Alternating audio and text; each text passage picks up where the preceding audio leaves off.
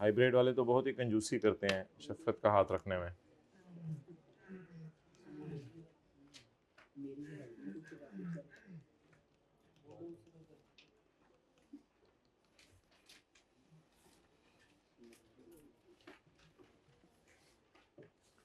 आना होता है, रोजाना आना होता है, आना होता है या सैटरडे को छुट्टी करनी होती है?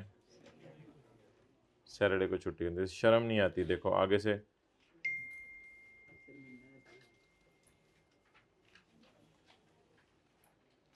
Page number 48।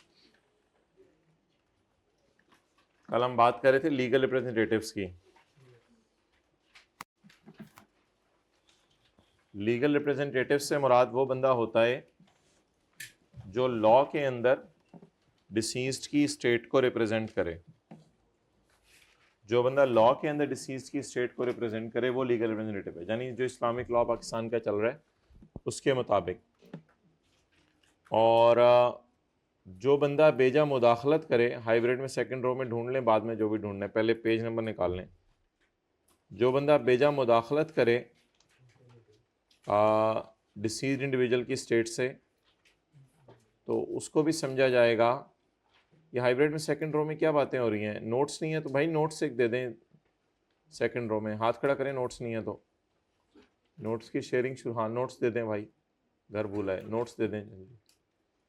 अच्छा, जो बंदा बेजा मुदाखलत करे मरे हुए वाले की जायदाद से, उसको भी समझा जाएगा लीगल रिप्रेजेंटेटिव।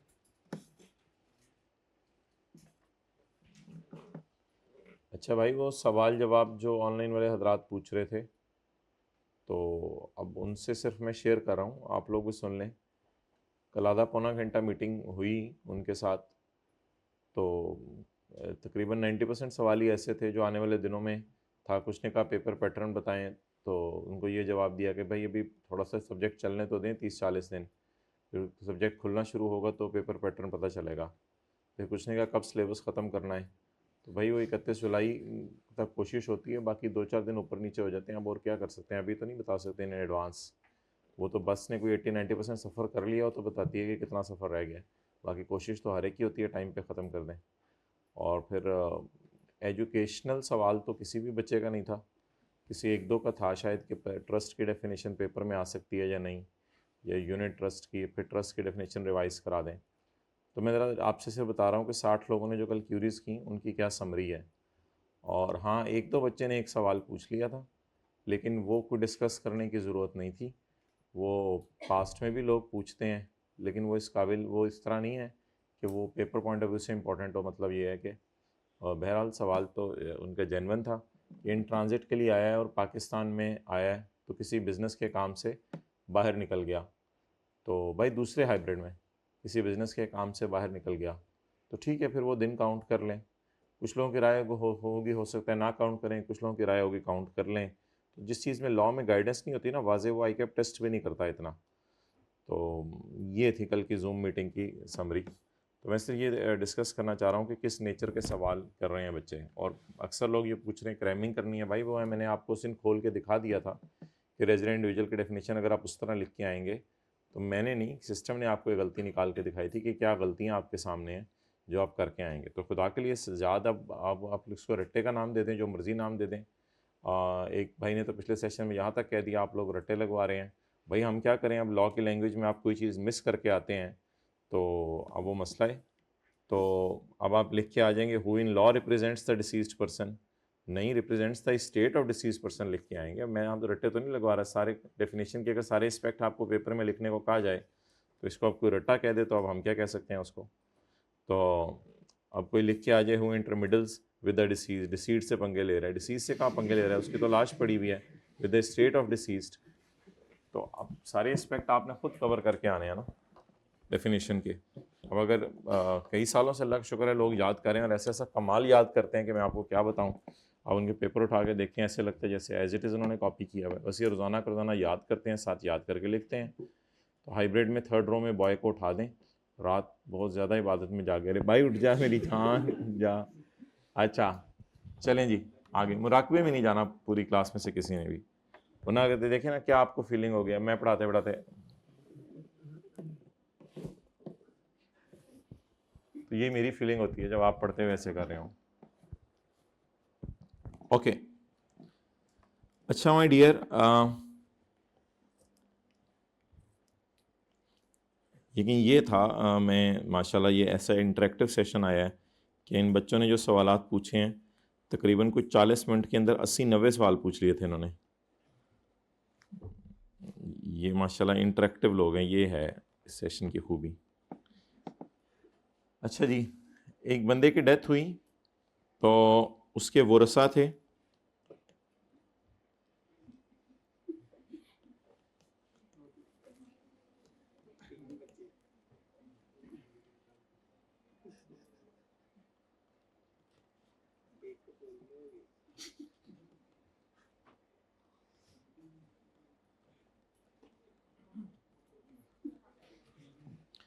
तो इसके भी आगे बच्चे थे, बीवी थी। तो अब चलते चलते दौराने केस इसकी भी डेथ हो गई, रोटेट 90 डिग्री, इसकी भी डेथ हो गई।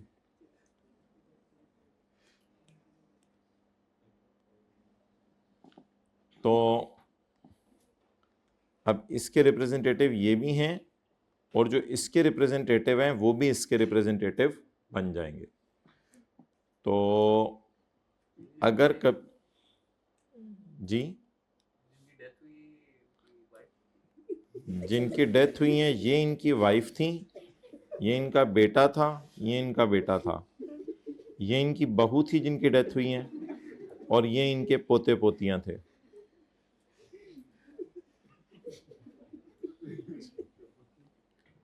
अगर किसी बंदे की डेथ हो जाए और फिर कोई केस की हियरिंग शुरू हो और उसके रिप्रेजेंटेटिव भी मर जाए तो फिर रिप्रेजेंटेटिव के रिप्रेजेंटेटिव इसके रिप्रेजेंटेटिव बन जाएंगे। तो अगर इसके रिप्रेजेंटेटिव भी इसी के पास चला जाए तो फिर इसके रिप्रेजेंटेटिव बन जाएंगे। बहरहाल things are self explanatory, I think diagram बोल रही है। ऑन होम, जिस पर स्टेट डिवॉल्व्स, जायदाद शिफ्ट हो। हमारे पेन कहाँ चले गए?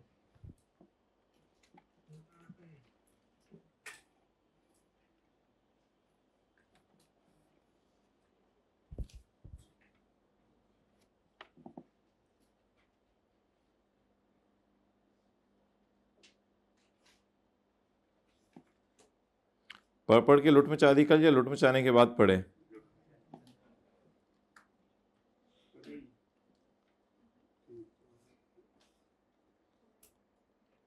ऑन होम, जिस पर जायदाद शिफ्ट हो, on the death of representative. Representative की डेथ पर किसको जायदाद शिफ्ट होगी?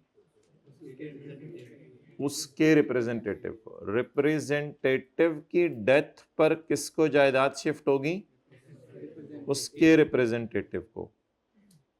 ऐसा कब होगा? If the representative is being sued in a case. अगर रिप्रेजेंटेटिव पर केस किया गया है, is sued in a case, किसी केस में उसके खिलाफ कार्रवाई की गई है। If the representative is being sued in a case.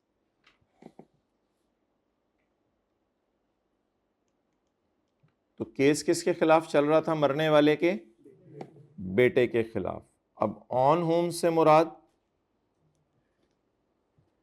पोते, पोते, ता, ते, ता जो भी हों, कुछ का ता होता है, कुछ के ते होते हैं। ऑन होम से क्या मुराद है?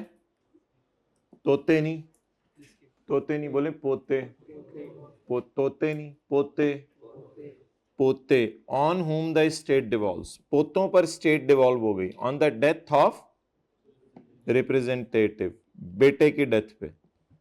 इफ द बेटा is being sued in a case. जब बेटे के खिलाफ केस हुआ तो बेटा उस केस को बर्दाश्त नहीं कर सका और बेटा चला गया, बेटा चला गया।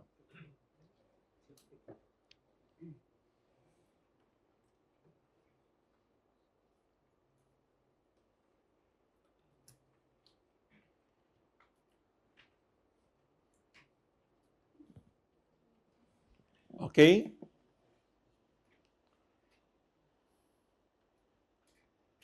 और डन। चलें जी, अब कितने किस्म के लोग रिप्रेजेंटेटिव बन गए? 3 किस्म के लोग। जो कानून के अंदर रिप्रेजेंटेटिव हैं, जैसे इस्लामिक कानून, पाकिस्तान के कानून में जो उसकी स्टेट से बेजा मुदाखलत करते हैं, और अगर दौरान केस किसकी डेथ हो जाए तो रिप्रेजेंटेटिव की डेथ पर जो रिप्रेजेंटेटिव के रिप्रेजेंटेटिव हैं वो इसके रिप्रेजेंटेटिव बन जाएंगे।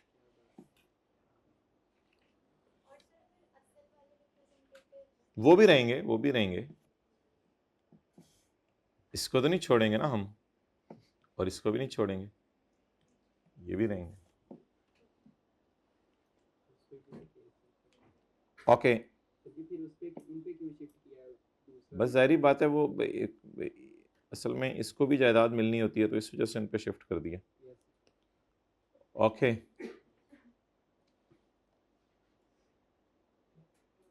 जी,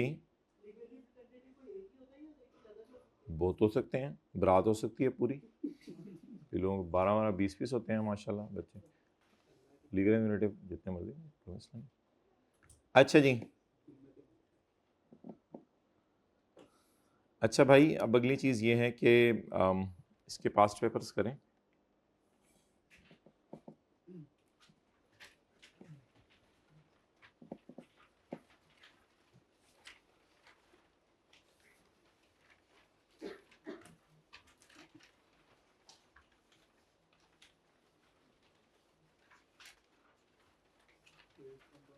Abid is a page number 57 है साथ वाले के नोट्स का। Abid is a legal representative of grandpa, grandpa, grandma, grandpa से मुराद father. Abid is a legal representative of grandpa since his death on 10 July 2007। किस tax year में मरा है? नॉर्मल टैक्स ईयर में मरा है भाई कह रहे हैं, और कोई बताएं? 2008 का साल बनेगा ना, 2007 लिखा हुआ है तो 2008 के साल में इस जहाने फानी से ग्रैंड पा कूच कर गए।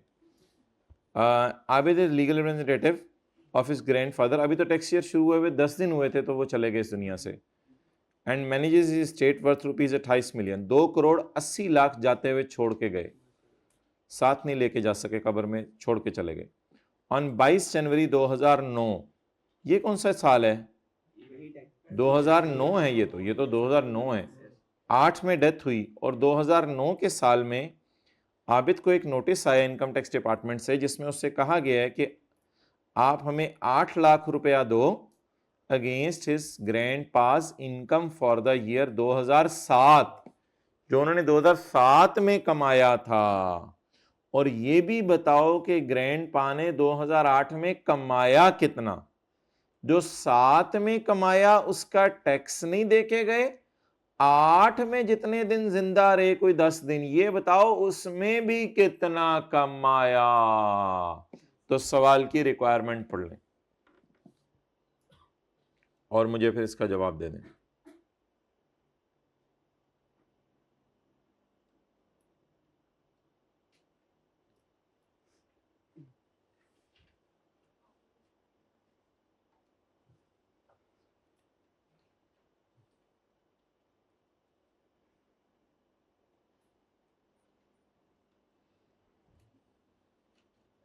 जी 2007 में उनकी कहाँ डेथ हुई? 2008 में डेथ हुई। खुदा का खौफ करें, 1 जुलाई 2007 से अगला साल शुरू हो चुका हुआ है 2008, 10 दिन वो रहा है। हाथ खड़ा करें, समझ आ गई? किसने पूछा था सवाल? समझ आ गई? ये देखें ना, 1 जुलाई 2007 से 30 जून 2008, तो 10 जुलाई को वो इस दुनिया से गए हैं। तो ये कौन सा टैक्स ईयर है? 2008। Clear?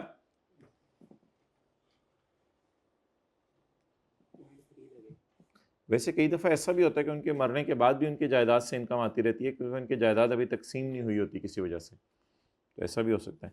Advise Abid about his obligations relating to tax assessment cases pending और अराइजिंग अगेंस्ट हिज। पेंडिंग का क्या मतलब है? जो केसेस उसके मरने से पहले उसके वालिद के खिलाफ, ग्रैंडपा के खिलाफ चल रहे थे, पेंडिंग केसेस का भी बताएं। और अराइजिंग का ये मतलब है कि जो उनके मरने के बाद उनके खिलाफ शुरू हो सकते हैं, दोनों केसेस का बताएं। तो लिखें यहां आके पेंडिंग और अराइजिंग, दोनों केसेस के बारे में बताने।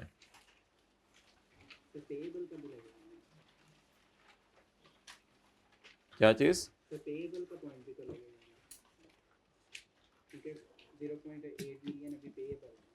भाई उसके बारे में पूछा ही नहीं उसने। उसने सवाल क्या पूछा? Advise about his obligation relating to cases pending and arising, बस, और कुछ पूछा ही नहीं। तो केसेस तो ये हैं जिसको प्रोसीडिंग कहा गया था कल। डन, चलें आगे।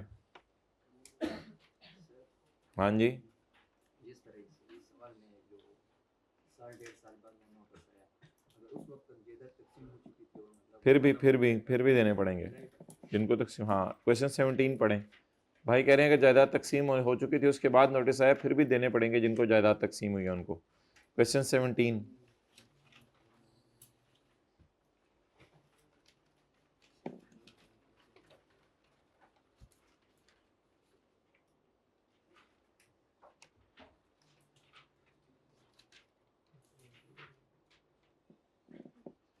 Ahmad is responsible for managing property of his uncle who died on 5 फरवरी 2013। 5 फरवरी 2013 कौन सा टैक्स ईयर बनता है?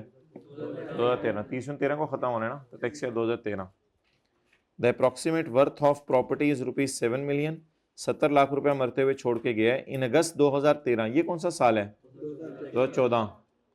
इन अगस्त 2013 में, यानी टैक्स ईयर 2014 में, a notice was received from income tax department in the name of his uncle. एक नोटिस रिसीव हुआ उसके अंकल के नाम, requiring detail of his income for 2012 along with the demand for payment of tax in respect of previous year 85 lakh. एक तो ये पूछा है कि कमाया कितना, और दूसरा ये पूछा है कि पेमेंट ऑफ टैक्स भी कर दें। अब आप मुझे पढ़ के जरा बता दें क्या करेंगे।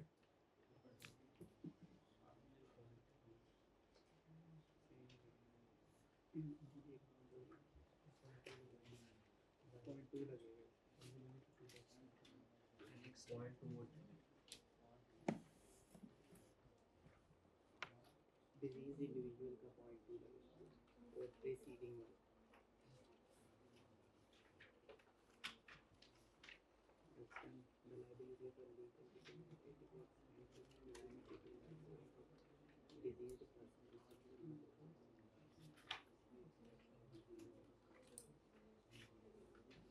हो गया जी। Extent of Ahmad liability in respect of income earned by his uncle before 5 February 2013। Extent of his liability, छोड़ के कितना गए? 70 लाख। वो टैक्स कितना मांग रहे हैं? आप बताएं ये किस हद तक लायबल है? कौन सी लाइन लिख के आएंगे? 87 का 2 लिख के आएंगे। The liability of legal representative shall be limited to the extent of, therefore though tax demand is 8 point, but he is only liable up to the extent of ₹7 million. Done? His obligation related to tax assessment proceeding pending or arising against his uncle. तो ये तो वही है section 87 का 3 और 87 का 2।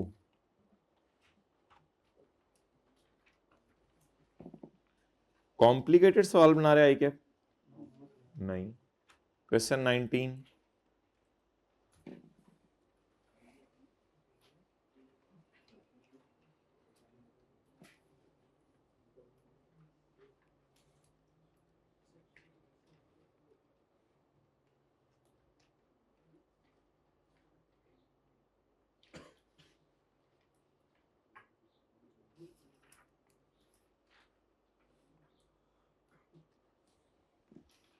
The income tax department initiating a proceeding against Mubeen, income tax department ने मुबीन के अगेंस्ट प्रोसीडिंग की है, इशूड अ डिमांड नोट, उसको डिमांड नोट भेजा है, requiring him to pay the outstanding amount of his tax liability, outstanding amount of his tax liability तुम pay कर दो for tax year 2015 along with the default surcharge, default surcharge होता है late payment पे interest, however before late payment पे interest, however before settlement of his tax liability Mubin died in a car accident में चला गया, under the provision of खाला जी का ordinance made by खालू जी, describe whether tax authorities would be able to recover the amount of tax after Mubin's death, उसकी death के बाद उससे टैक्स ले सकते हैं टैक्स वाले, and what would be the extent of such recovery, और अगर ले सकते हैं तो किस हद तक ले सकते हैं। अच्छा, पहले सवाल का पहले जवाब दें, whether tax authorities would be able to recover the amount of tax after Mubeen's death, क्या ये मुबीन के डेथ के बाद इससे टैक्स ले सकते हैं। Legal representative deceased individual shell be liable for any tax individual would have become liable, तो ले सकते हैं पॉइंट 1 में लिखा हुआ है, क्या क्या लिखा हुआ है, the legal representative shall be liable, done. तो 87 का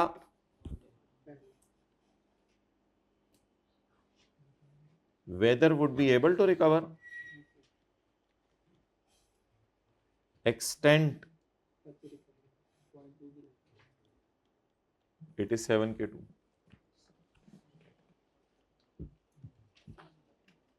comment on the status of proceedings 3 नहीं लगेगा, comment on the status of proceeding initiated against Mubeen, ये पेंडिंग है या अराइजिंग है, यानी जो पहले से चल रही थी वो वाली हैं या जो नई हो सकती हैं वो वाली हैं, नहीं हो सकती हैं वो वाली हैं, टू बी इनिशिएटेड या इनिशिएटेड, इनिशिएटेड का क्या मतलब है, जो प्रोसीडिंग उसके खिलाफ हो चुकी हैं या हो सकती हैं, हो चुकी हैं, टेकन इनिशिएटेड, वो तो लिखा हुआ था which could have been taken, और ये लिखा हुआ है इनिशिएटेड यानी टेकन, तो 3 का सिर्फ ए लिख के आएंगे।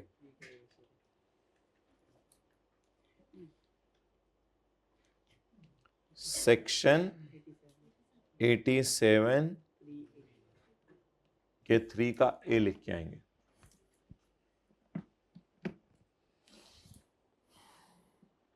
डन, ओके आगे चलें।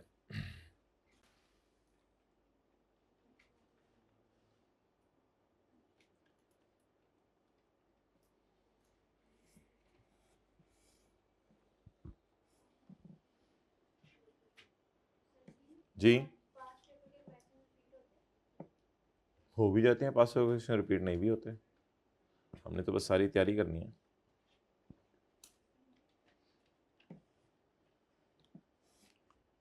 Question 10, mister Haidar is a legal representative of his deceased uncle, Haidar अपने डिसीज्ड अंकल का लीगल रिप्रेजेंटेटिव है सिंस 5 जनवरी 2010, 5 जनवरी 2010 बनता है टैक्स ईयर 2010, क्योंकि 5 जनवरी 2010 के बाद 30 जून 10 आएगा, and manages is state worth rupees 10 million, 1 crore रुपया मैनेज कर रहा है। ऑन अगस्त 10 2010 ये कौन सा टैक्स ईयर शुरू हो गया है, 2011, ये तो अगला साल शुरू हो गया भाई, 1 जुलाई 10 से कौन सा साल शुरू हो गया है, अगला साल। He receive 2 notice from the income tax department requiring him to submit details of his uncle's income for tax year 2009। एक तो उससे कहा है कि अपने अंकल की इनकम की डिटेल बताओ, उन्होंने कितना कमाया 2009 में, और 12 मिलियन टैक्स पे करो 2007 और 8 का। आपके अंकल ने 2007 और 8 का टैक्स पे नहीं किया हुआ 12 मिलियन, अंकल छोड़ के कितना गए 10 मिलियन, और अंकल टैक्स कितना मार के गए 12 million. Advise mister Haidar about the extent of his tax liability in respect of income earned by his uncle before 5 January. Extent of his tax liability का मतलब बताएं, extent of his tax liability किस हद तक? तो the liability shall be limited to the extent of deceased 87 का 2। Also advise him about the obligations related to assessment proceedings। assessment होता है जज करना, proceeding होता है केस, यानी उसे जज करने का केस शुरू हो चुका है, तो उसमें पेंडिंग केसेस के बारे में भी बताएं जो उसके खिलाफ ऑलरेडी मरने से पहले शुरू हो चुके हैं, और अराइजिंग के बारे में भी बताएं जो उसके मरने के बाद उसके खिलाफ शुरू हो सकते हैं। तो क्या लिख के आएंगे? ए में लिख के आएंगे पेंडिंग, और बी में लिख के आएंगे, यानी ए और बी दोनों लिख के आएंगे।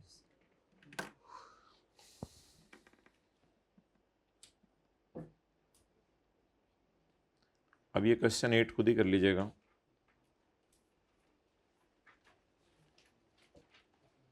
Question 6, briefly explain the term legal representative.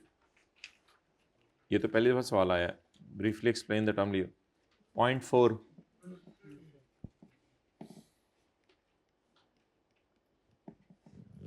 What are the obligations of a legal representative की क्या जिम्मेदारियां हैं?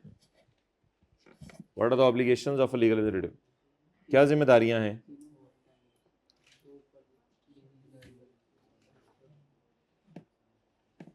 पहली जिम्मेदारी क्या है?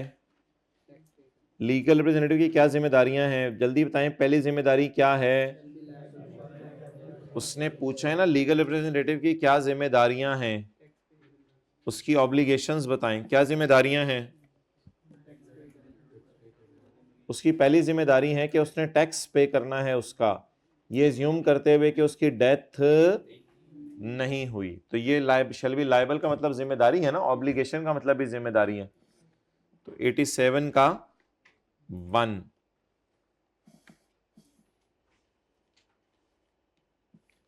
अच्छा, 2 लिखा है कि उसकी जिम्मेदारी सिर्फ उस हद तक है जिस हद तक उसकी स्टेट है। 2A सच लिखने की जरूरत नहीं। ये भी एक तरह की जिम्मेदारी है कि उसे केस लड़ने पड़ेंगे, तो 87 का 3 भी लिख के आ सकते हैं, कोई हर्ज नहीं है। एक तरह की जिम्मेदारी है ना, शेल बी टेकन अगेंस्ट। अब वो ऑब्लाइज्ड है, उसको बेचारे को अब कुछ कर नहीं सकेगा, उसको केस जाके लड़ने पड़ेंगे उसकी जगह। तो ये 87 का 3 भी आप लिखाएं तो कोई हर्ज नहीं।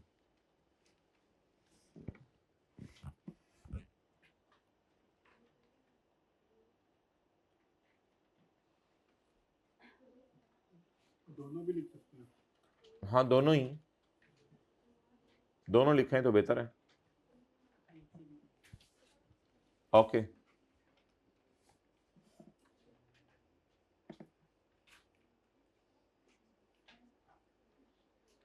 ऑथर्स सेक्शन 89,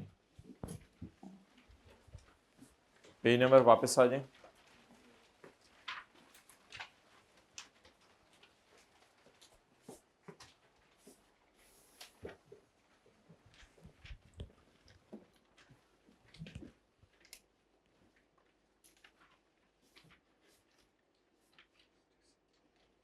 अगर किसी ऑथर को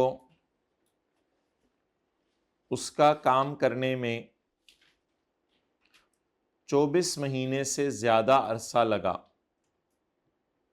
तो उसके पास ये ऑप्शन अवेलेबल है कि उसने काम करके जो पैसे कमाए हैं उनको 3 सालों में तकसीम करके इनकम में डाल दे। अगर किसी ऑथर को किताब लिखने पे कितना अरसा लगा? 24 महीने से ज्यादा, तो इसके पास ऑप्शन है कि वो अपनी इनकम को क्या करे, 3 सालों में तकसीम करके डाल दे। जरा देखें इससे फायदा क्या होगा।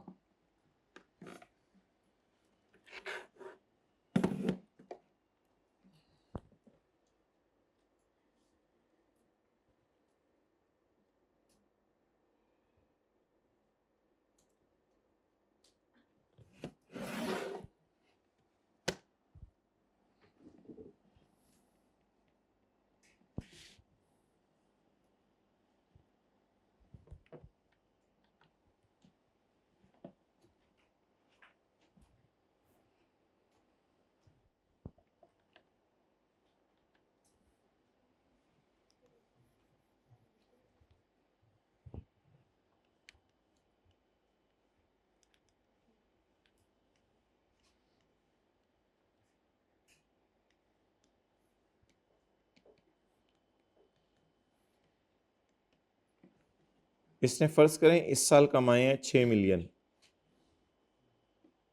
अब ऑप्शन 1 ये है कि आप 6 मिलियन को इस साल की इनकम समझ लें,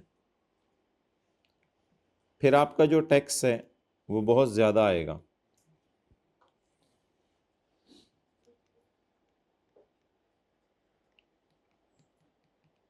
आपके पास ऑप्शन 2 ये है कि इसको ब्रेक करके कितने सालों में डाल दें, 3 सालों में। इससे फायदा क्या होगा? इससे फायदा ये होगा कि 6 मिलियन पर रेट लगना था 45%, लेकिन 2 मिलियन के ऊपर रेट लगेगा 30%। So that is a big relief, ये एक बड़ा रिलीफ है। अब आप 6 मिलियन पे जरा टैक्स निकालें, 1610,000 जमा 45% of amount exceeding 56 lakh. 56 lakh 6 million से कितना बढ़ है? 4 lakh. 6 million minus 56 lakh is equal to 4 lakh. Done. तो 1610,000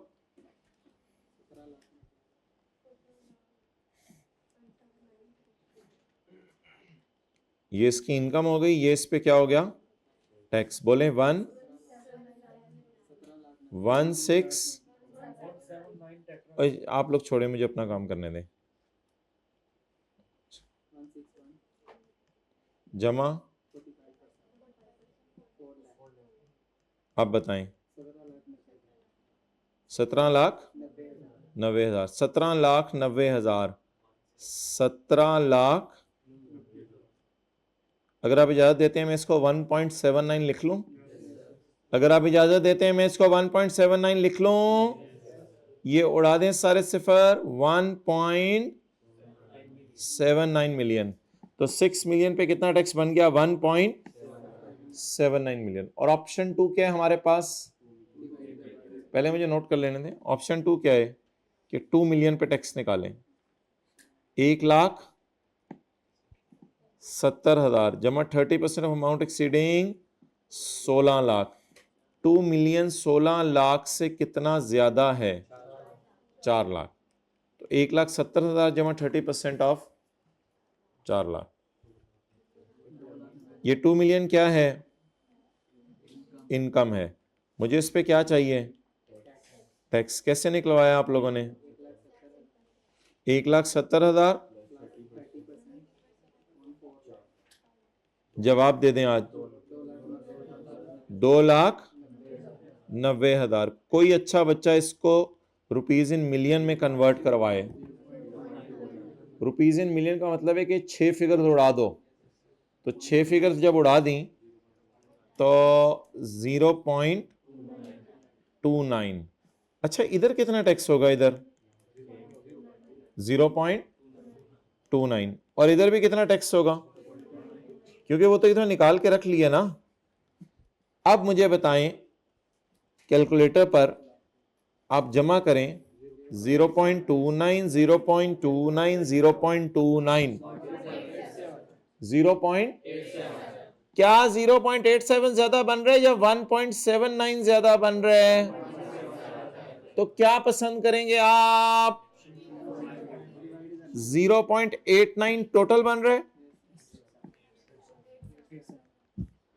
टोटल टैक्स 1 पॉइंट, और इधर 0. तो जब 2 मिलियन लगाया तो लोअर स्लैब में गिरने की वजह से उसको क्या हो गया? फायदा हो गया। अब वो किताब में वहीं पे लिख लें निकाल के बेशक।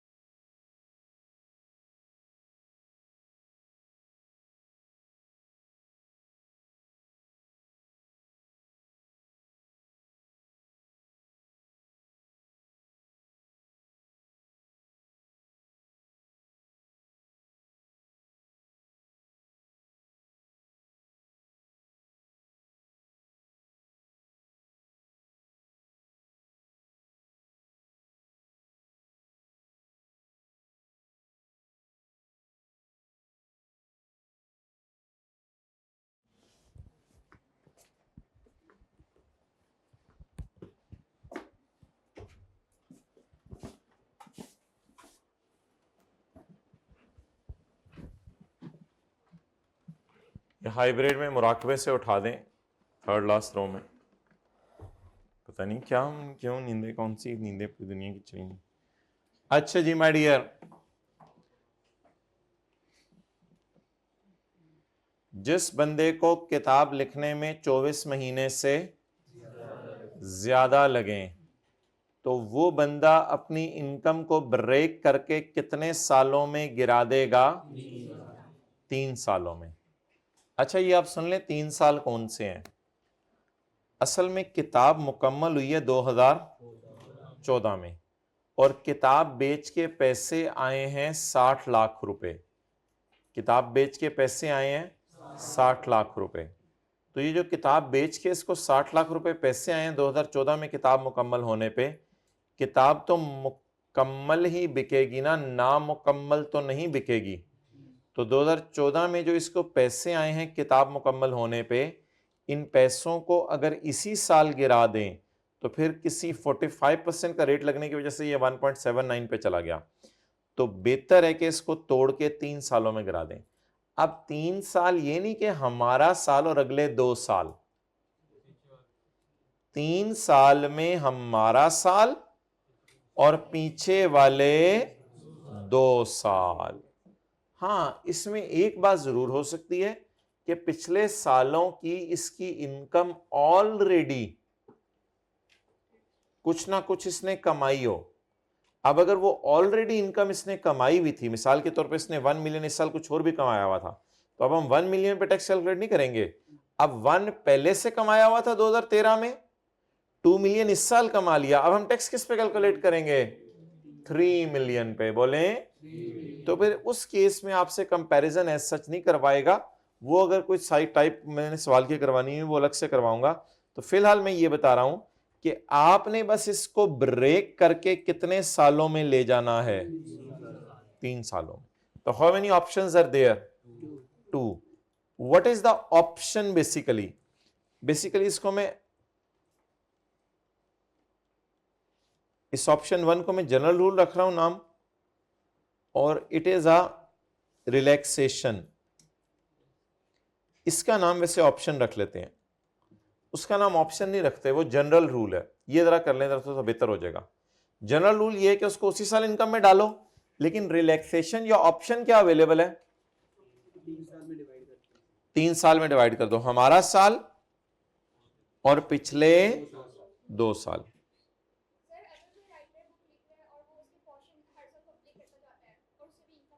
वो बुक के पोर्शंस तो नहीं बिकते, अगर पोर्शंस अलग से बिक रहे हैं फिर वो हर बुक अलग बुक समझी जाएगी।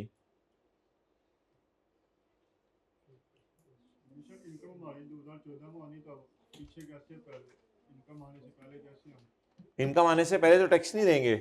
अब होगा ये कि हम 2014 में खड़े होकर 2013 और 12 की कैलकुलेशन रिवाइज करके हुकूमत को जमा करवाएंगे।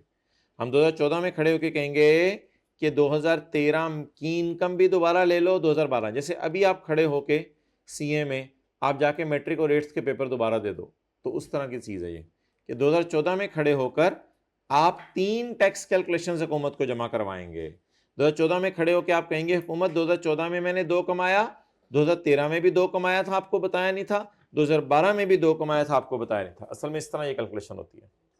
तो ये कैलकुलेशन खड़े होके कब जमा करवाएंगे आप?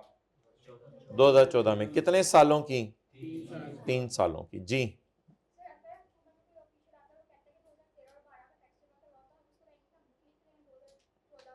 नहीं, 2013 और 12 का तो वो टैक्स मांगेगा ही नहीं इस बुक का, क्योंकि अभी तो बुक बन रही है। बुक को तो बिकने के ऊपर टैक्स होना है ना। जी, बुक के अलावा इनकम में तो ये रूल नहीं है, बस सिर्फ बुक में ये रूल है।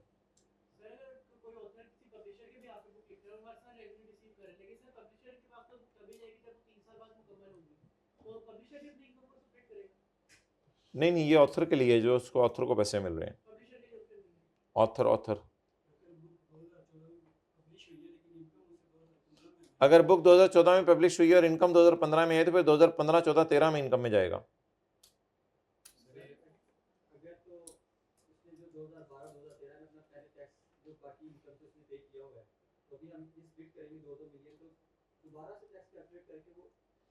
हाँ, अगर क्यों, क्या मतलब 2013 के अंदर अगर ऑलरेडी उसने किसी 1 मिलियन के ऊपर टैक्स दिया हुआ है तो 1 मिलियन में 2 मिलियन जमा कर लेगा। 3 मिलियन पे जो टैक्स बनता होगा वो मिस में से 1 मिलियन पे जो दिया होगा वो माइनस कर लेगा। जी नहीं नहीं नहीं, वो तो पूरे 3 मिलियन को किसी स्लैब में लेके जाएगा। जी जल्दी क्लोज करें क्योंकि मैंने पेपर पॉइंट ऑफ व्यू से जो पढ़ाना था पढ़ा दिया है। अब ये नेवर एंडिंग स्टोरीज हैं। लॉ की एक पॉइंट के ऊपर 15 सवाल भी बना लो, जल्दी बनाओ। 2012-13 में रेट डिफरेंट हो तो 19 सालों का रेट लगेगा, 12-13 का। हमारे साल वाला टेबल नहीं लगेगा। जी और हमने देखा जब 0.7 है तो फिर 3 सालों में डिवाइड करने का फायदा क्या? हमने 1.79 देना था ना, हमने 1.79 वरना देना था। 3 सालों में डिवाइड करने का फायदा ये हुआ कि 17,90,000 की जगह हम जो है वो सिर्फ 8,70,000 दे रहे होंगे। जी अगला सवाल। एडजस्ट करने के लिए हम डिफरेंट 2 मिलियन की जगह डिफरेंट कर सकते हैं? नहीं डिफरेंट नहीं कर सकते, 6 मिलियन को बराबर 3 हिस्सों में तोड़ना है। अगला सवाल। पता नहीं आ जाके सारे सवालों का जवाब ये बने कि 6 मिलियन को 3 सालों में तोड़ के इनकम में डालना है। सारे सवालों का जवाब ये बने। चलें आगे, कोई मसला नहीं, सवाल आप पूछा करें। अच्छा जी, where the time taken by an author of a literary और आर्टिस्टिक वर्क। अगर कोई ऑथर लिटरेरी या आर्टिस्टिक वर्क करे to complete the work exceed 24 महीने और वो काम मुकम्मल करने में कितना अर्सा लग जाए? नहीं, एक्सीड 24 महीने, एक्सीड 24 महीने, 24 महीने से ज्यादा लगें। द ऑथर में चूज, इसलिए मैंने इसका नाम ना रिलैक्सेशन रख दिया। ये जनरल रूल है। जनरल रूल ये है कि आप 1.79 दे दें, लेकिन एक ऑप्शन या रिलैक्सेशन है कि आप इतना दे दें। द ऑथर में चूज, चूज किसे करेगा? चूज इसको करेगा, क्योंकि ये रूल तो लॉ में मौजूद ही है बाय डिफॉल्ट, तो चूज नीचे वाले को करेगा। द ऑथर में elect any lump sum amount received. Lump sum कितनी आई है? 6 मिलियन। लमसम कितनी आई है? 6 million in a tax year as royalty. असल में बुक लिख के जो आपको पैसे आते हैं उसे रॉयल्टी कहा जाता है। As royalty for the work, उसके काम की। As having been received, as having been का मतलब है assume it is. As having been का मतलब ये है एज्यूम इट इज। लिख लें फिर दोबारा मसला कहेंगे कि समझ नहीं। Assume it is, assume it is received in that tax year. That tax year कौन सा है? 2014। एंड द पिछले 2 साल। प्रीसीडिंग का क्या मतलब होता है? Previous 2 tax years in equal proportions. Equal में करना है, बराबर हिस्सों में। 3 साल से ज्यादा क्यों होगा? बस उसने लॉ ने बता दिया 3 साल। अब हम कैसे इसको 4 सालों में इनकम में डालें? वर्क कंप्लीट करना अलग बहस है। काम मुकम्मल करने में कितना अरसा लगा? 24 महीने से ज्यादा लगा। अच्छा, अब मुझे आप ये बताएं कि इसने काम करना शुरू कर दिया था 2010 में। 10, 11, 12, 13, 14, इसको 5 साल लगे। क्या ये 24 महीने से ज्यादा है? इसलिए इसके पास ये ऑप्शन अवेलेबल है। अगर ये काम करना शुरू करता यहां और काम खत्म करता यहां, तो फिर आप जरा विजुअलाइज करें, 1 साल, 2 साल और 2 साल से कुछ ज्यादा महीने, क्या इसको भी 24 महीने से ज्यादा लगे? हाँ, तो इसके लिए ये रिलैक्सेशन अवेलेबल है। लेकिन अगर ये काम करना शुरू करता यहां और खत्म करता यहां, तो फिर इसको 24 महीने से ज्यादा काम मुकम्मल करने पे नहीं लगे। तो फिर ऐसी सूरत में ये वाली रिलैक्सेशन इसके पास अवेलेबल, और इसने मजबूरन 6 मिलियन को ही इस साल इनकम में डाल के 1.79 देना था। और अगर ये काम करना शुरू करता 2006 में और खत्म करता 2014 में, तो फिर इसको जो है वो 8 साल लग जाते, फिर भी इसके पास ये वाली रिलैक्सेशन अवेलेबल है। तो काम करना अलग चीज है, इनकम में डालना अलग चीज है। काम 24 महीने से ज्यादा 240 महीने भी हो सकता है, कोई मसला नहीं। काम 24 महीने से ज्यादा 26 महीने भी हो सकता है, लेकिन इनकम में कितने सालों में डालना है? 3 सालों में। ये कैसे पता चलेगा कि इसने 24 महीने से ज्यादा में काम किया है या कम में काम किया है? ये कैसे पता चलेगा कि एक बंदा 183 डेज पाकिस्तान रहा है या नहीं रहा? ये कैसे पता चलेगा कि एक बंदे की बिजनेस इनकम 7 लाख है या 8 लाख है? ये कैसे पता चलेगा कि उसने शादी करा के वलीमे पे पैसे लिए हैं या नहीं लिए? ये तो ऑब्वियसली एक सिलेबस से बाहर का सवाल है, इसका हमारे पास तो कोई जवाब नहीं है। ये तो हम तो यही कह सकते हैं वो सच बोलेगा। ये तो मेरे ख्याल से आउट ऑफ स्कोप टाइप सवाल पूछ लिया गया। ये कैसे पता चलेगा मुझे तो नहीं पता, पेपर में बता देगा। बहरहाल हमें पेपर पॉइंट ऑफ व्यू से इंशाल्लाह मसला नहीं होगा। ओके, चलें जी आगे जी। पेपर में एज हैविंग बीन ही लिखा है, बेहतर है। एज्यूम इट इज भी लिख सकते हैं, मेरे ख्याल से गुजारा चलेगा, कोई मसला नहीं। Where the time taken by an author of a literary और आर्टिस्टिक वर्क, जहां कोई लिटरेरी या आर्टिस्टिक वर्क को बंदा कर रहा हो और काम करने में उसको कितने महीने से ज्यादा लगे? अच्छा, 24 महीने वाले को ये बेनिफिट नहीं है, 24 महीने से ज्यादा वाले को बेनिफिट है। तो ऑथर में choose any lump sum, lump sum कितना मिला है? 6 million as a royalty of work. तो it will be assumed that it is received in that year. That year कौन सा है? 2014। And the preceding 2 tax years 2000 in equal proportion में करना है, बराबर बराबर तकसीम। कुछ बच्चे, अच्छा कुछ बच्चे पता है क्या लिख के आएंगे, और मैं आपको अगेन बताता हूं अब आप ब्लंडर क्या होते हैं। अब आप अगर लिख के आ जाते हैं कि it will B taxed in 3 years, तो बताएं इसमें प्रॉब्लम क्या है? It will B taxed in 3 years, हाथ खड़ा करके बताएं इसमें प्रॉब्लम क्या है। अब मैं नहीं रट्टा लगवाना चाह रहा, लेकिन आप 2-3 गलतियां कराए हैं जी, आप बता दें। इक्वल नहीं लिखा हुआ, और गलती बताएं। हाँ, प्रीसीडिंग की बात नहीं हुई। आपने 2 बातें गलत की हैं। आपने लिख दिया 3 साल, तो कौन से 3 साल? आपको बताना पड़ेगा in the year in which amount is received and the previous 2 years, preceding 2 years। ये आपने गलती कर दी है।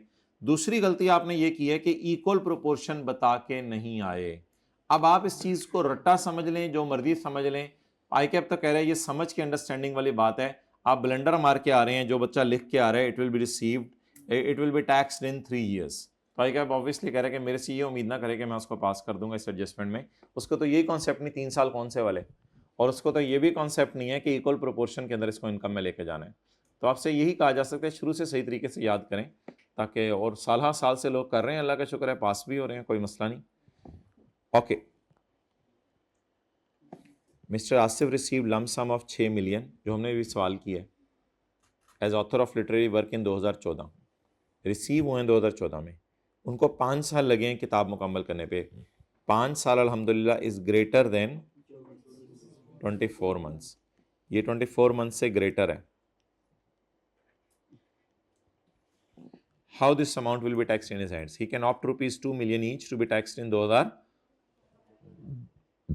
in the year and the preceding 2 years. Done? अच्छा जी, माइनर चाइल्ड कौन होता है? Minor child is an individual under as of 18 at the end of, साथ वाले को मुस्कुरा के देख लें। माइनर चाइल्ड पूछे आप उसकी उम्र। 1900 वाले तो कोई नहीं बैठे हुए ना, सारे 2000 के बाद वाली पैदाइश वाले बैठे हुए ना सारे। 2005, 2006, 2007 वाला तो कोई आईडी कार्ड चेक कराओ। 2007 नहीं, 7 वाला आईडी कार्ड चेक कराए। और जी, हाँ करवाओ। और जी, 8 वाला भी है कोई? जल्दी नहीं, क्या मैट्रिक एफएससी एग्जाम्ट हो गया था?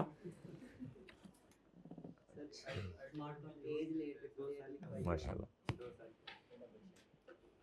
2007 वाले भी हैं जी। और जी, और 2008 वाले भी हैं, 2000 अब फिर लुट मच गए, फिर अपने 2015 वाले कोई बैठा हुआ है तो बता दें, 2024 वाला भी कोई है तो बता दें।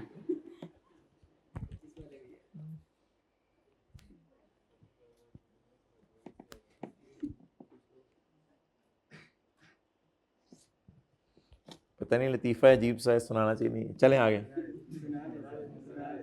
ऐसे को बूढ़ी औरतें ट्रेन में बात कर रही थी कि मैं 16 साल की हूँ, दूसरी कहती है मैं 20 साल की हूँ, 22 साल की हूँ। एक बुजुर्ग ऊपर वाले फ्लोर से नीचे गिरे, कहते हैं मैं तो अभी आया हूँ। अच्छा, income from business of a minor child की इनकम फ्रॉम बिजनेस का क्या करना है? Mister Taimur who is 13 years old, Mr. Taimur who is 13 years old has earned income from business of 1 crore रुपया। 13 साल की, मैं दूसरे के वैसे क्यों हंस रहे हो? अच्छा, तो mister Taimur who is 13 years old who earned income from business of 10 million। अच्छा, अब इसकी इनकम फ्रॉम बिजनेस निकालनी है, assuming business is acquired in inheritance और assuming business is not acquired in inheritance। Minor child की इनकम दो तरीके से निकालें। एक तो एज्यूम करें उसको बिजनेस किस में मिला है?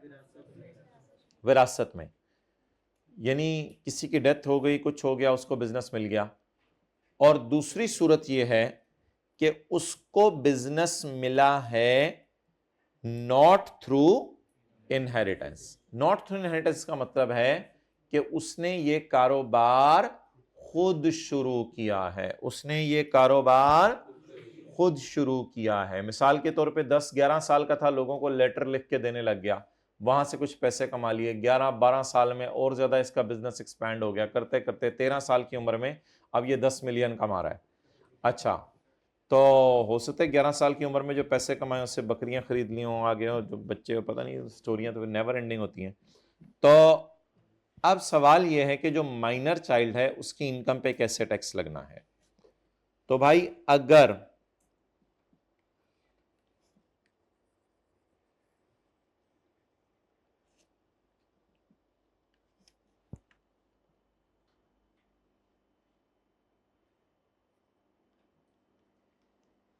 माइनर चाइल्ड मेजर हो गया, अच्छा,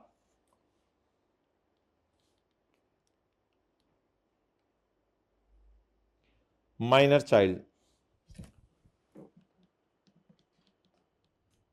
बिजनेस एक्वायर्ड इन इनहेरिटेंस, कौन सी tense? Inheritance. Business acquired in inheritance.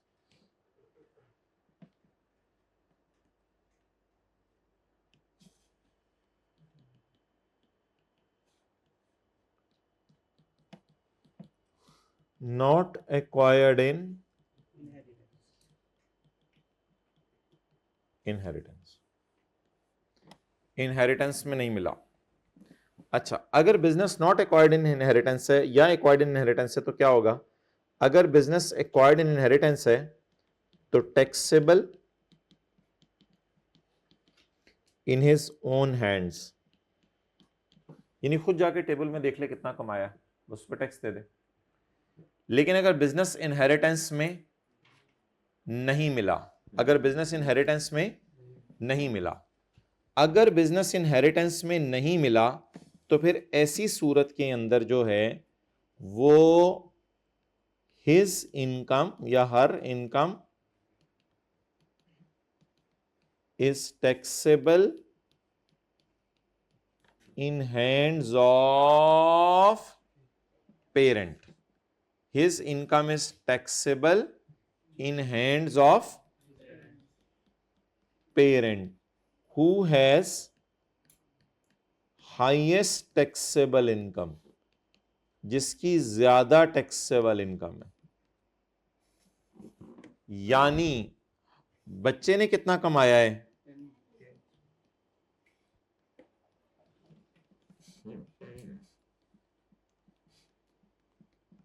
और डैड ने कितना कमाया है? 50 मिलियन। और मॉम ने कितना कमाया है? 36 मिलियन। अब ये 10 मिलियन 50 मिलियन में ऐड होगा या 36 मिलियन में ऐड होगा? आप डैड और सन देख के इकट्ठा 60 मिलियन कमा रहे होंगे। 60 मिलियन पता नहीं किस सीरियल में जाके गिरे और क्या रेट लगे, तो इस तरह किया जाएगा। तो फिर दोनों में से किसकी इनकम में ऐड की जाएगी? इसकी इनकम डैड की तरफ इसको भेजा जाएगा, जो ज्यादा कमा रहा है। नोट कर लो। कल तो पढ़ा था कि हर इंडिविजुअल का टैक्स सेपरेट। हाँ, उसकी एक्सेप्शन उसने खुद दे दिया, मैं क्या करूं? हर इंडिविजुअल भाई कह रहे हैं टैक्स सेपरेटली देगा, लेकिन उसकी एक्सेप्शन उसने खुद दे दिया। मैं तो नहीं उससे लड़ सकता ना, डांडे सोटे लेके। हाँ, वो खुद टैक्स देगा, उससे क्या फर्क पड़ता है? तो आपने किसी और लॉ में पढ़ा होगा, माइनर पे रूल नहीं लगते। हमारे लॉ में तो माइनर को भी रगड़ देते हैं। ये किसी और क्लास में माइनर के बारे में कुछ पढ़ा तो वो उसी क्लास तक रखेंगे आप।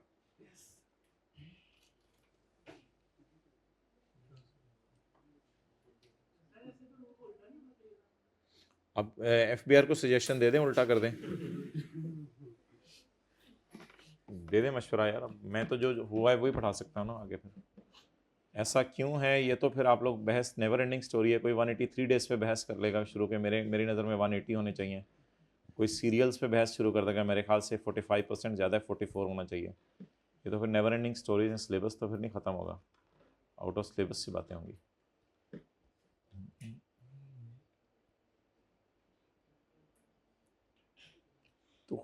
तो खुद लेके आया करें ना जिसने सवाल पूछना हो। अच्छा चलें, पूछें, जल्दी पूछें सवाल।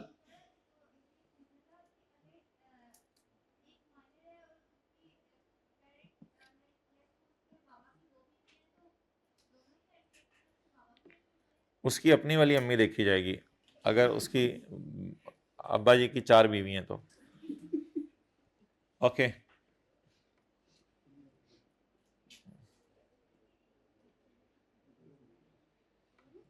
जी देखें ना, ये सवाल तो नहीं बनता था कि अगर दोनों की इनकम बराबर हो। तो अगर दोनों की इनकम बराबर है कि डैड ने भी 36 कमाया, मॉम ने भी 36 कमाया, जिस मर्जी के पास चला जाए, जाए सही। चलें जी, लॉ बनाने वाला भी आपके सवाल देख के परेशान होगा कि अच्छा जी चलें आगे। 1 मिनट, अभी उधर से सवाल आ रहे हैं जी। तीसरा सवाल पूछें। एसी को सेट कराना है क्या? नहीं, मुझे तो आवाज़ नहीं आ रही, ज़रा ऊंची बोलना पड़ेगा भाई। एसी का टेम्परेचर सेट कर दें। इससे चलती गाड़ी में रो और सीट भी बदलने की इजाज़त होती है अगर। जी, अगर उनके दोनों पेरेंट्स की इनकम कम हो, इससे तो कोई फ़र्क नहीं पड़ता कि माइनर चाइल्ड से इनकी इनकम कम है। ऐसी तो कोई बात नहीं कि इसकी 8 है इसकी 6 है, तो कोई नहीं, बस ज़्यादा किसकी है? मॉम की। बस मॉम वाली में डाल दें। पेरेंट की डेथ होगी तो फिर किसी में ना डालें। फिर अब क्या, कहाँ से लाएं? दोनों में से ज़्यादा अम्मी अब्बू से जाकर कबर तो नहीं पूछेंगे आप दोनों में से ज़्यादा किसने कमाया इस साल? क्या करेंगे फिर? ओके,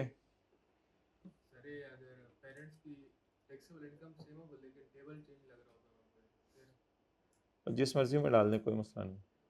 ओके जी, आगे चलें। जहाँ कहीं कोई 2 ऑप्शंस लॉ में आ जाएं तो, और लॉ के अंदर अलाउड हो, तो बेहतर है कि वो ऑप्शन लीजिए जिसमें टैक्स कम हो। लेकिन बहरहाल यहाँ तो लॉ वाजे कह रहे हैं कि दोनों में से जिसकी इनकम हाईएस्ट है उसकी इनकम में डालना है आपने। हाँ जी, वो तो फिर पार्टनरशिप है, अगर दोनों मिलकर कारोबार करें। Income from business of minor child is taxable in the hand of parent. ये किसके हाथ में है? पार्टनरशिप के नाम, चैप्टर 12 का वेट करें उसके लिए। Income from business of a minor child is taxable in the hands of a parent. Minor child की इनकम पेरेंट के हाथों में टैक्सेबल है। Who has highest taxable income, जिसकी highest taxable income. Above provision will not apply, ये वाली provision नहीं लगेगी। Above provision will if the business is acquired in, तो फिर क्या होगा, तो इन दैट केस क्या होगा, ये अपने हाथों से खुद टैक्स देगा अपनी इनकम पे। Taimur who is 13 years old has earned income from business of rupees 10 million. Calculate taxable income assuming business is acquired in, आप बोले Taimur income is rupees 10 million। याद रहा तो मैं बुक में ये डाल भी दूंगा जब बुक आएगी ये लफ्ज, taxable in his on hands. तो बस टेबल में जाए, टेबल में जाके देख ले 10 मिलियन पे कितना टैक्स बनता है, ये टैक्स गवर्नमेंट को दे दे।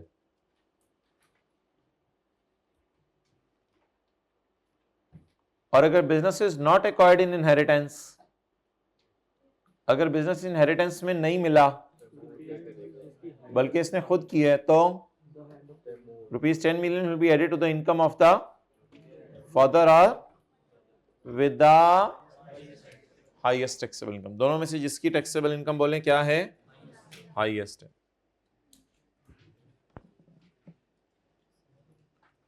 डन। अच्छा जी, अब आप उधर आ जाएं, WWF WPPF वो जो कल रह गया था।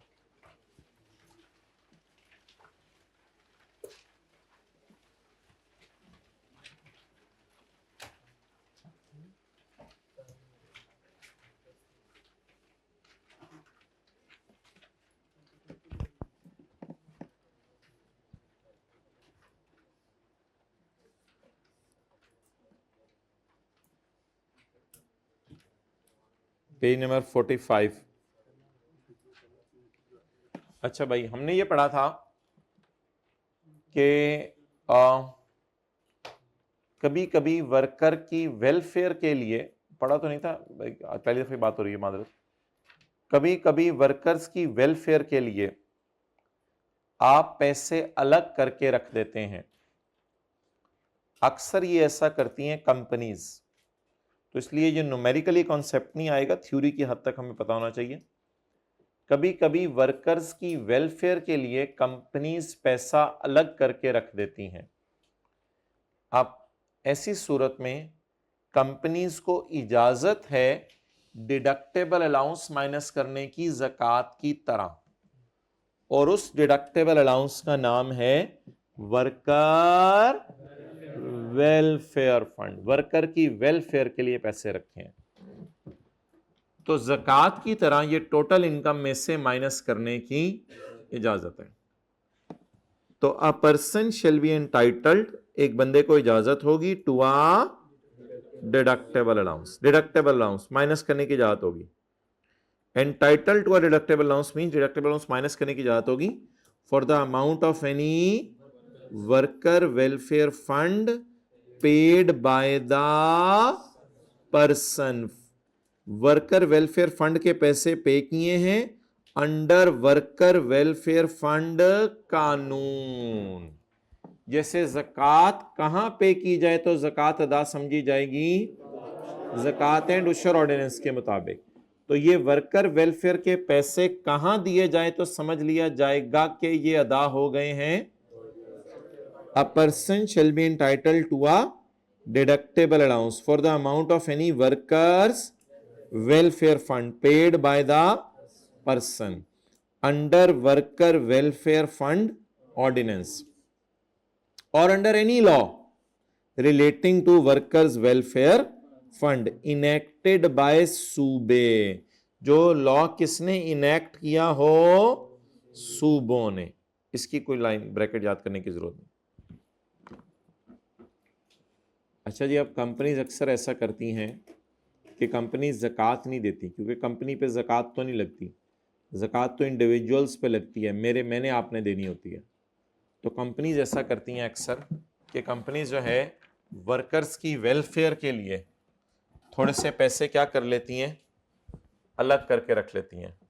तो इस पैसे को वर्कर वेलफेयर फंड ऑर्डिनेंस के तहत रखा जाता है और फिर जो है जब जरूरत पड़े तो वर्कर्स को इसमें से पैसे दिए जाते हैं ताकि एम्प्लॉइज है, लेबर है, उनका भी गुजारा चलता रहे।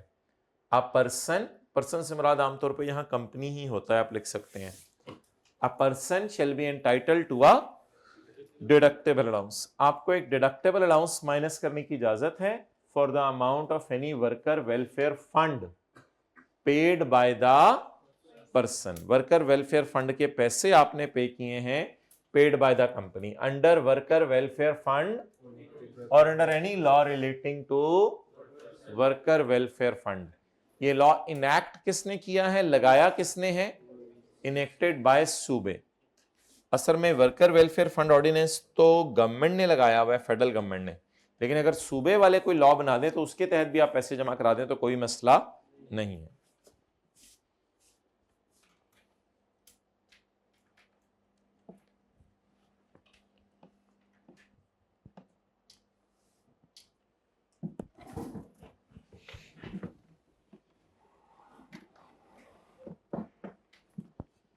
अच्छा जी, एक लफ्ज है trans provincial establishment. Trans provincial establishment, trans provincial a company which has business in more than one province। एक कंपनी जिसका एक से ज्यादा सूबों के अंदर बिजनेस है, पंजाब में भी है, सिंध में भी है, उस कंपनी को क्या कहा जाएगा, trans provincial establishment.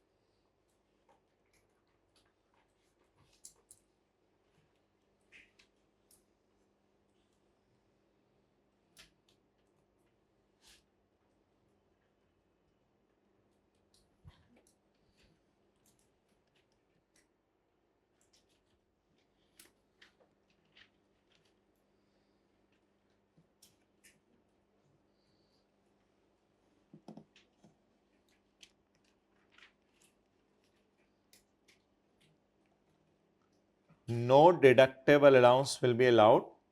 Deductible allowance minus करने की, अच्छा अब ये ना जरा कॉन्सेप्ट समझ लें।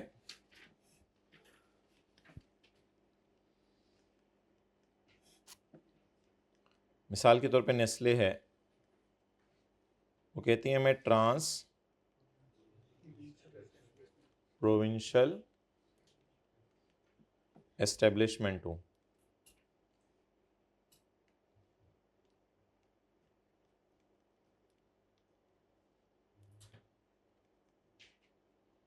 भाई साथ साथ कौन पढ़ रहा है, जरा हाथ खड़ा करके बता दें। 1 2 3 4 5 6 7 8 9 10 11। कौन अब से इंशाल्लाह पढ़ना शुरू कर देगा साथ साथ? इस सेशन के पहले दिन से आप लोगों ने नियत की थी। हाइब्रिड में कौन साथ साथ पढ़ा है? कौन इंशाल्लाह आज से पढ़ना शुरू कर देगा साथ साथ? तो खुदा के लिए अपने ऊपर रहम कर लें, ऐसा मत करें। वक्त इतनी तेज़ी से गुजरने आपको पता ही नहीं चलना। अभी आप आए थे, क्लासें शुरू हुई हैं, अभी 6 दिन भी हो गए हैं, वैसे पता ही नहीं चलना कैसे वक्त गुजरना है। और आप भूल जाएं कि अगले चैप्टर आपको टाइम देंगे पिछले चैप्टर्स के रिवाइज करने का, उनके अपने चैलेंजेस होंगे।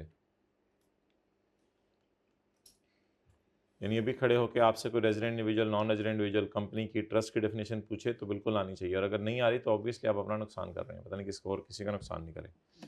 नेस्ले एक ट्रांस प्रोविंशियल एस्टेब्लिशमेंट है। इसने क्या किया, it paid WWF money, worker welfare fund,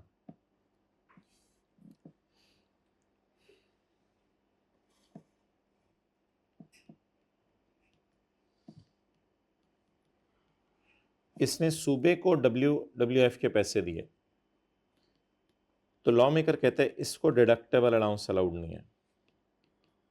सूबे को इसलिए देते हैं कि सूबे वाले फिर आगे बांटे उन्हीं के एम्प्लॉयज को, नेस्ले करना, नो डिडक्टेबल अलाउंस अलाउड, ये तो लॉ में लिखा हुआ है। अब बच्चे कहते हैं कि ये क्या जुल्म है, इनको भी डिडक्टेबल अलाउंस अलाउ होना चाहिए, बिकॉज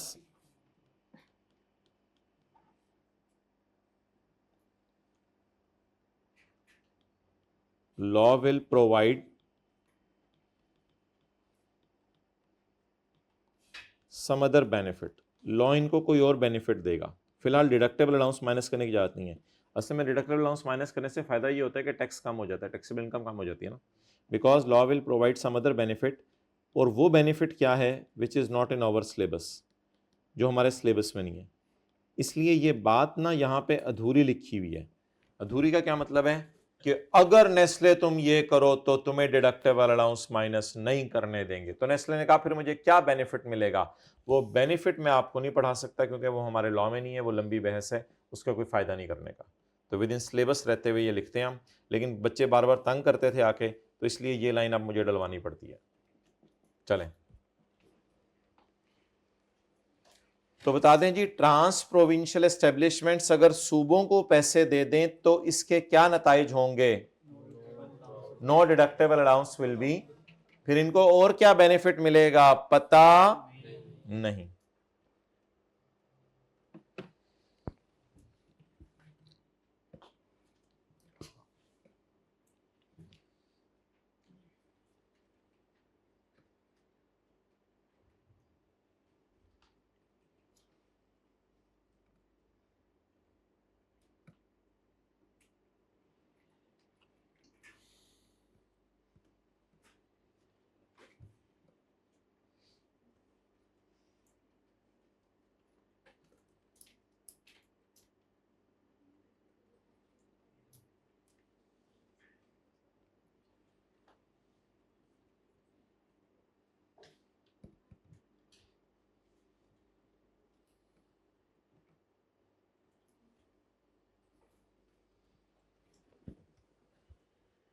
Done?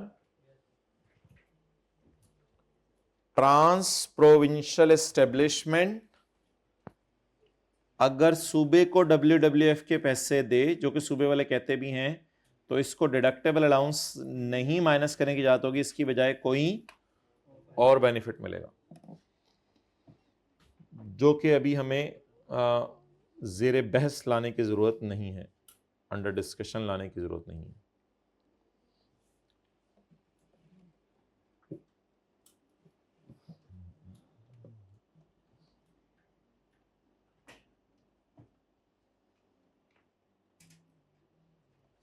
पढ़ें जी, no deductible allowance will be allowed for the amount of WWF, for the amount of WWF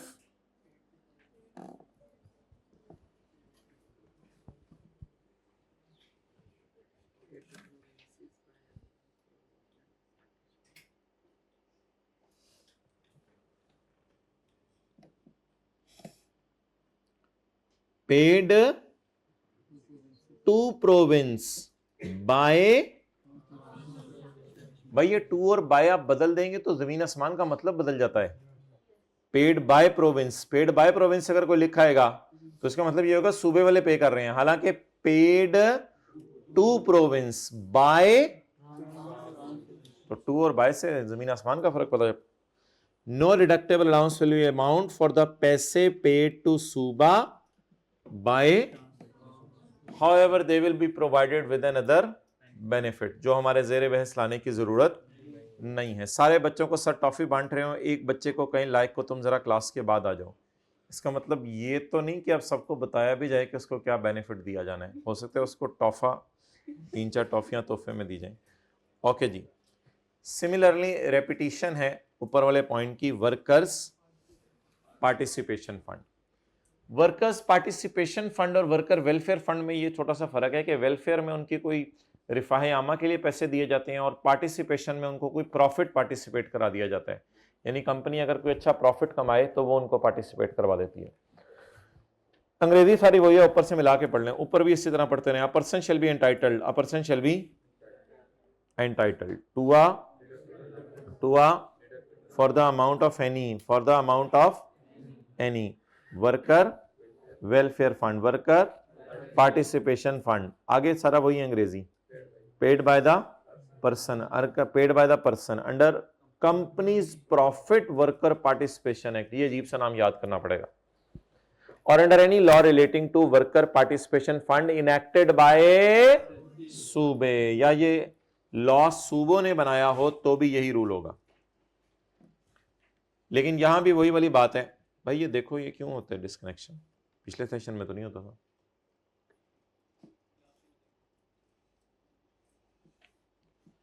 और आगे अंग्रेजी वही है, no deductible allowance will be allowed for the amount, no deductible allowance will be allowed for the amount of WWF of WPPF paid to Suba by a trans-provincial establishment। अच्छा भैया एक सवाल है, ये एक बच्चे ने भी उस क्लास में सवाल पूछे कि पॉइंट 4 के आखिरी पॉइंट का मतलब बता दें, कॉन्सेप्ट तो समझ आ गया, अंग्रेजी समझ नहीं आई। ऑन होम, जिस पर, यानी पोते, जायदाद शिफ्ट हुई बेटे के मरने पर, अगर बेटे के खिलाफ केस चल रहा था। ओके, एक बात और देख लें,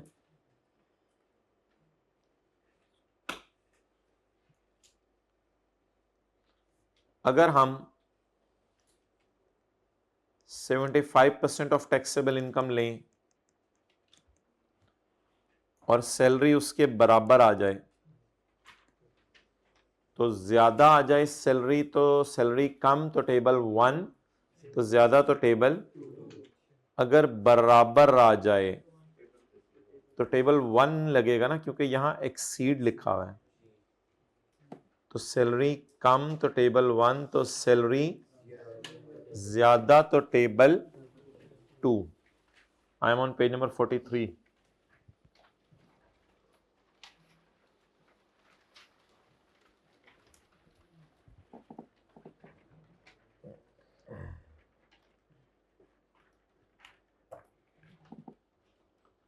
तो सैलरी ज्यादा तो टेबल 2,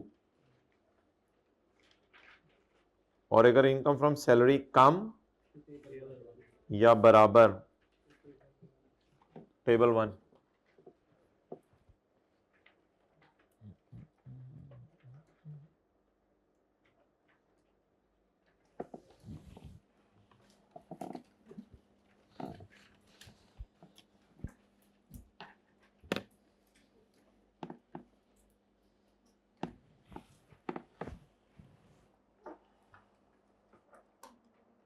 ठीक है, खत्म कर दें।